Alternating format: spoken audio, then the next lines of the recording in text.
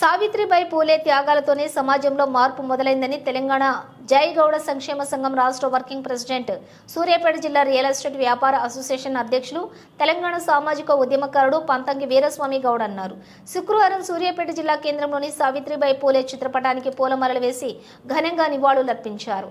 ఈ సందర్భంగా పంతంగి వీరస్వామి గౌడ్ మాట్లాడుతూ స్వాతంత్ర్య దేశంగా అవతరించక ముందే దేశంలో ఉన్న అణగారిన సమాజం కోసం, స్త్రీల హక్కుల కోసం, విద్య కోసం మహాత్మా జ్యోతిరావు పూలే దంపతులు సామాజిక, రాజకీయ, సాంస్కృతిక పరివర్తన కోసం పోరాటం చేశారని, వారి పోరాట ఫలితం మూలంగానే నేడు స్త్రీలు స్వేచ్ఛ, సమానత్వ, సోదరభావ హక్కులు పొందుతూ చదువుకోగలుగుతున్నారని తెలిపారు. అందులో భాగంగానే మహాత్మా జ్యోతిరావు పూలే భార్య అయిన సావిత్రిబాయి పూలే కృషి, త్యాగం, పోరాటం మూలంగానే నేడు మహిళలు విద్యను అభ్యసించే హక్కును పొందుతున్నారని తెలిపారు. నాడు సావిత్రిబాయి పూలే చేసిన కృషి, త్యాగం మూలంగానే నేడు ఆధునిక భారతదేశ చరిత్రలో తొలి మహిళా ఉపాధ్యాయురాలుగా చరిత్రకి ఎక్కడమే కాకుండా నిజమైన చదువుల తల్లిగా పిలువబడుతూ మేధావుల చేత, విద్యావంతుల చేత, సామాన్యుల చేత మన్ననలు పొందుతున్నారని అన్నారు. మహారాష్ట్రలోని సతారా జిల్లాలోని కండాల తాలూకాలో నాయాగవ్ గ్రామంలో జరిగినటువంటి జనవరి 3న 1831లో సావిత్రిబాయి జన్మించింది.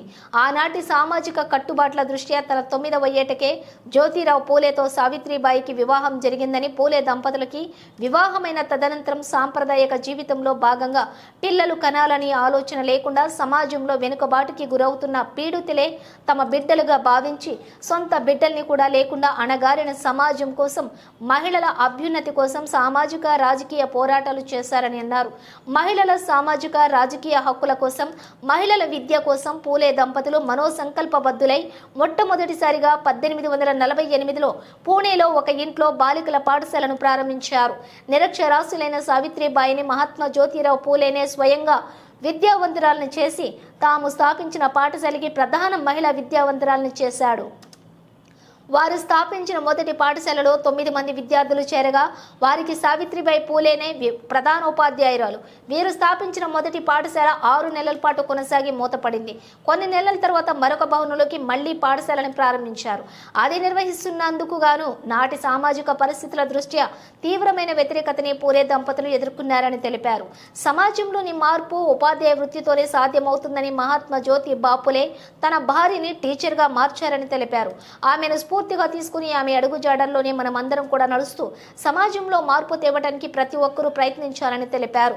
ఉపాధ్యాయులు బడికి రాని పిల్లల్ని గుర్తించి తల్లిదండ్రుల ద్వారా వారిని బడికి పంపించేలా చూడాలని, అలాగే జిల్లాల్లో అక్షరాస్యత పెంచాలని సూచించారు. విద్యార్థులను సోషల్ మీడియాకి, మొబైల్ ఫోన్లకి దూరంగా ఉండేలా అవగాహన కల్పించి వారికి అర్థమయ్యేలా పాఠాలు బోధించి వారికి జీవితంలో ఉన్నత స్థాయికి ఎదిగేలా వారిని ప్రోత్సహించాలని, వారిని ఎదిగేలా చూడాలని పంతంగి వీరస్వామి గౌడ్ తెలిపారు. ఆయన మాట్లాడుతూ ఉపాధ్యాయ వృత్తి గొప్పదని, వారితోనే సమాజం మార్పు సాధ్యమవుతుందని, సావిత్రిబాయి పూలే అడుగుజాడల్లో నడుస్తూ విద్యార్థులను భావి భారత పౌరులుగా తీర్చిదిద్దాలని అన్నారు.